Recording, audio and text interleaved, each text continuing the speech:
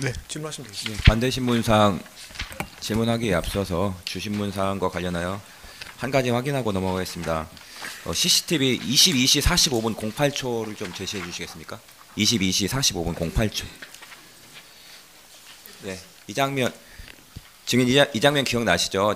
나가시기 전에 네. 최상목 전 장관과 같이 서 계시잖아요. 제 시점에 대해서 좀 확인을 해보려고 하는데요. 주신문 42항 증인은 최상목 전 장관이 피고인에게 왜 반대를 안 하셨습니까? 50년 공직생활을 이렇게 마무리하려고 그러십니까? 라고 말하는 것을 들었다라고 말씀하셨다고 했어요. 네. 그게 최상목 전 장관이 들어오고 나서 그때 있었던 일인가요? 아니면 방금 그 서 있을 때 그 항의할 때 그때 시점입니까? 제 기억으로는 최상목 장관이 접견실에 처음 도착해서 무슨 일입니까? 예. 라고 물어서 제가 비상계엄 선포한 됩니다.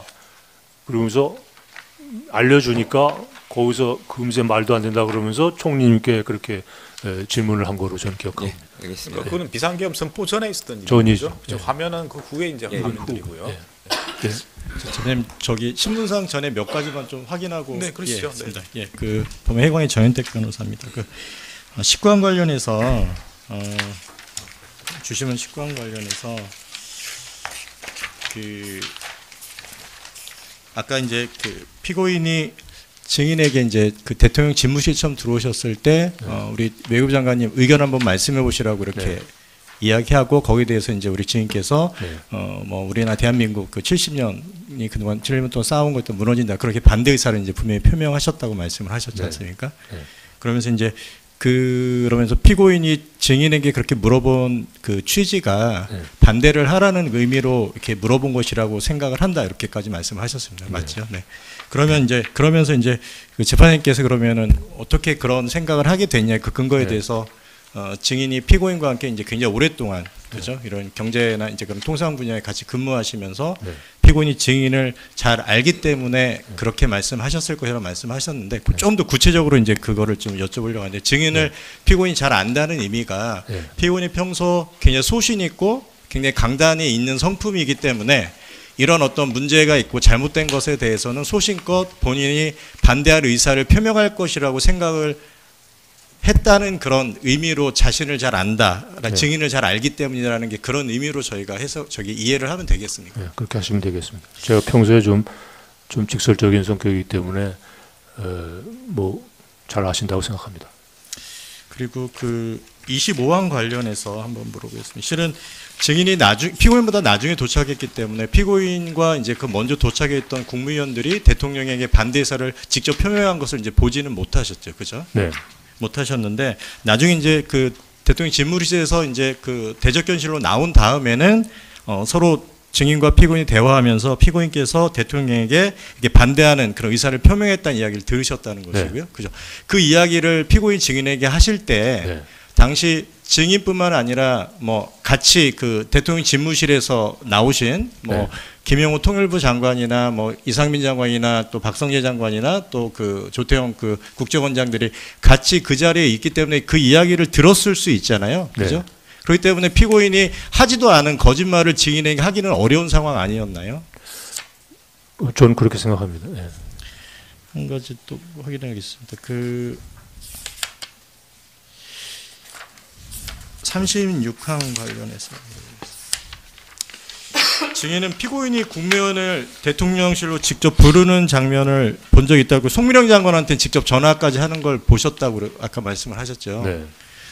혹시 피고인이 당시 송민영 장관에게 당시 이제 보면은 김정한 그 수행실장이나 뭐 강의구 부속실장이 연락을 하고 있었던 상황인데 당시 피고인이 송민영 장관에게 직접 혹시 연락한 이유에 대해서 증인 알고 계십니까? 뭐 그건 제가 모르고 평소에 가깝게 느끼신 거 아닌가 저는 그렇게 생각합니다. 그러면 한 가지만 더 물어보겠습니다. 그 당시 이제 피고인이 송민영 장관에게 빨리 오라고 이제 독촉하는 취지의 전화를 이제 했다는 건데요. 네. 그렇게 빨리 오라고 한 이유가 증인이 알기로는 그 이유나 목적이 혹시 어떤 거라고 그렇게 이해하고 계십니까? 당시에? 하여간 대통령께 국무위원들 의견을 더 들어봐야 되지 않겠습니까? 라고 말씀드려서 설득을 했다라고 저에게 말씀을 하셨고 이어서 송민영 장관하고 통화하시는 걸 제가 들었기 때문에 다른 국무위원들도 부르는 것이 더 불러가지고 저 같은 의견을 또 말씀드리게 해야겠다라는 뜻으로 하신 조치로 생각을 하고, 저도 제가 도착하기 이전에 다른 국무위원들이 집무실에서 반대 의견을 얘기했으리라라는 기대를 하고 있었기 때문에 지금 이 상황에서 우리가 할 수 있는 최선의 길은 또 다른 의견 국무위원들이 더 와서 그런 얘기들을 자꾸 들어서 상황을 바꾸는 것이 필요하다. 저는 그렇게 판단을 했고, 그 이후에 일어난 모든 일들이 다 그런 맥락 속에서 이루어진 것으로 저는 이해를 하고 있습니다. 근데 그렇게 됐습니까? 그래서 실제로 최상목 부총리가 와서 들어가서 대통령께 그렇게 말씀을 드리고 나왔는데 화만 내시고 제 말을 안 듣습니다라고 저한테 얘기를 했고, 또 조금 후에 정진석 비서실장이 도착을 하셔가지고 이게 무슨 왜들 이렇게 모여 있는 겁니까? 그러면서 앉으시길래 비상계엄 선포하신다고 그럽니다. 이러니까 정 비서실장도 지금 무슨 일이 터진 것도 아닌데 이거 국민들이 납득하겠습니까? 라고 말씀을 하시길래 제가 그러게 말입니다. 빨리 들어가셔서 대통령께 말씀드리세요. 그래서 그런 얘기를 하고 있는데 또 그때 대통령께서 쪽문으로 나오셔가지고 비서실장 들어오라고 그래가지고 바로 비서실장도 들어가서 반대 의견을 얘기하고 나오셨다고 저희들한테 몇 분 후에 나와가지고 말씀드렸는데 뭐 안 들으신다고. 그래서 적어도 최소한도 제가 눈으로 확인한 거는 최상목 부총리하고 정진석 비서실장은 집무실에 들어가서 그 얘기를 하고 나왔고, 그런 얘기를 했다라는 걸 저희들한테 얘기를 했던 건 분명한 사실로 제가 기억을 하고 있고요. 그러고 나서 뭐 바로 몇 분 있다가 비상계엄 선포하러 브리핑을 간다고 나오셨기 때문에, 그때는 제가 알기로는 송미령 장관이 도착한 후인지는 모르겠습니다만 오영주 조경 장관은 도착도 하기 전입니다. 그 대통령님은 국무위원들이 다 모이기 전에, 그래서 제가 시간이 제일 중요한 요소라고 생각하는 이유가 뭐 국무위원이 다 모여서 나왔다라기보다 발표하러 가야 되는 시간이 됐으니까 그냥 뛰쳐나오신 걸로 저는 그렇게 이해를 하고 있었고, 지금도 저는 그렇게 생각을 합니다. 그런데 국무위원 오영주 장관, 조경 장관이 오기도 전에 나가려고 그랬었던 거를 누군가 붙잡아서 앉아서 얘기하시는 동안에 제가 생각에는 조경 장관도 도착을 했고 오영주 장관도 그때쯤 도착한 거 아닌가. 만약에 대통령님이 앉아서 몇 분을 얘기하신 게 CCTV처럼 됐다면은 그때 했기 때문에 국무위원들이 다 모인 다음에 대통령이 나온 게 아니고 다 모이기도 전에 뛰쳐나오셔서 나가시려고 그런 거를 제가 벌떡 일어나서 만류를 했고, 그러고 나서 나가시려는 거를 잠시 누가 붙잡아서 앉아서 일방적으로 얘기를 하시는데, 제가 생각하기에 조경 장관도 자기가 들어오니까 대통령이 앉아서 얘기하고 계시더라는 진술을 한 거로 제가 보도에서 봤는데, 그렇다면 시점으로 그렇지 않느냐. 그러니까 조경 장관, 오영주 장관은 아예 대통령이 나가시려고 그랬던 그 후에 도착을 한 겁니다. 그래서 저는 뭔가 10시 하려고 그러던 거를 밀어놨기 때문에 빨리 해야 되겠다라는 그런 강박관념 때문에 들락날락하면서 그 국방장관도 들락날락하면서 그런 부산을 떠난 거 아닌가, 저는 그렇게 생각을 하고 있습니다. CCTV는 보셨나요? CCTV는 특검 조사할 때 저 관련되는 몇 가지 장면을 다 보지는 못했습니다. 윤석열이 나가려고 하다가 다시 이제 앉았다고 말씀하셨는데 네. 왜 그렇게 된 겁니까? 네? 그러니까 나가려고 하다가 네. 다시 자리에 앉았다고 말씀하셨는데 네. 왜 자리에 앉은 그럼 겁니까? 제가 자리에 앉으신 것 자체를 저는 기억을 못하고, 제가 드린 말씀하고는 난 나갑니다 하고 나가신 거로 기억을 하고 있었기 때문에 그 이유는 모르겠고, CCTV를 보니까 앉으셨다고 그러고 다른 사람들도 그걸 기억한다고. 그거는 정확히 기억이 안 나시니까. 저는 그건 기억 못해요. 그러면 그게 이제 국무위원들이 사실은 그 계엄 보고 전에 여러 명이 이제 도착한 상태인데, 네. 그러면 그 중에 최상목 장관만 반대를 하기 위해서 이제 집무실에 들어가서 얘기했다고 말씀하시는 네. 거고, 나머지 국무위원들은 도착을 해도 시간도 없었습니다. 네. 시간이 없을 뿐만 아니라 네. 뭐 바른 기회를 준다든지 그런 게 없었습니다. 오히려는 그 내용을 뭐 정확히 무슨 내용인지 설명을 못 들은 분도 있다는 것 같고 네. 그런 상황인 거거든요. 그러니까 조금만 격식을 갖춘 국무회의를 뭐 개의하고 안건 돌리고 뭐 이런 시간적 여유를 갖고 뭔가를 그래도 절차적인 요건을 갖췄다면 누군가, 저도 만약에 그런 식으로 했다면 그 얘기를 다시 했을 게 분명하고요. 그렇다면 최상목 부총리도 분명히 그런 기회를 했을 거라고 생각을 하고요. 총리님도 또 반대 의견을 얘기하시고, 그런 계제를 만들지 않은 상태에서 일방적으로 얘기하시고 나가셨기 때문에 그걸 저는 국무회의라고 볼 수가 없다고 생각하는 이유입니다. 그래서 여쭤보는 게 이제 결국은 증인 생각이 네. 뭐 국무위원들의 말을 들어보려고 했던 거 아니냐 이렇게 아까 설명을 하시길래 네. 그 객관적인 상황이랑 맞는 설명인지 한번 생각해 보시라고 제가 말씀드린 겁니다. 그러니까 그게 그런 상황이었으면 네.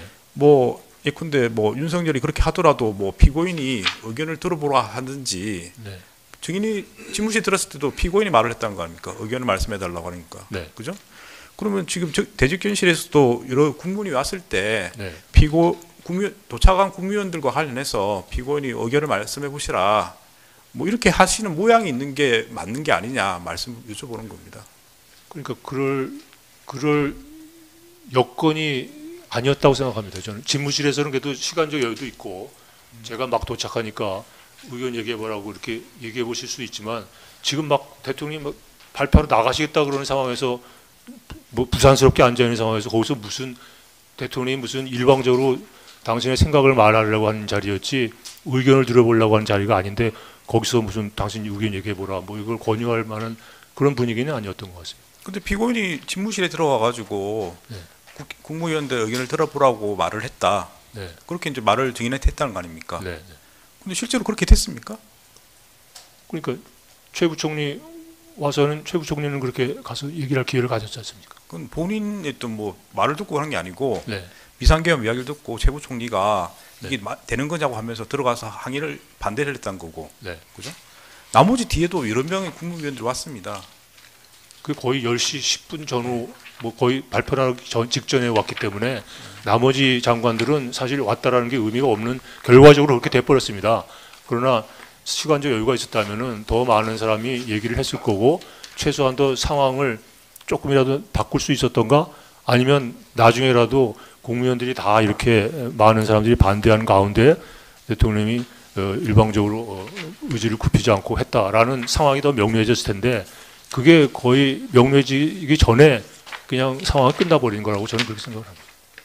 증인이 생각을 그렇게 말씀하시길래 생각을, 예. 그 객관적 상황이랑 맞는 설명인지 제가 궁금해서 여쭤본 거였습니다. 저는 제 생각과 상황을 그대로 기억나는 대로 말씀을 드렸습니다. 네, 다음 질문. 예.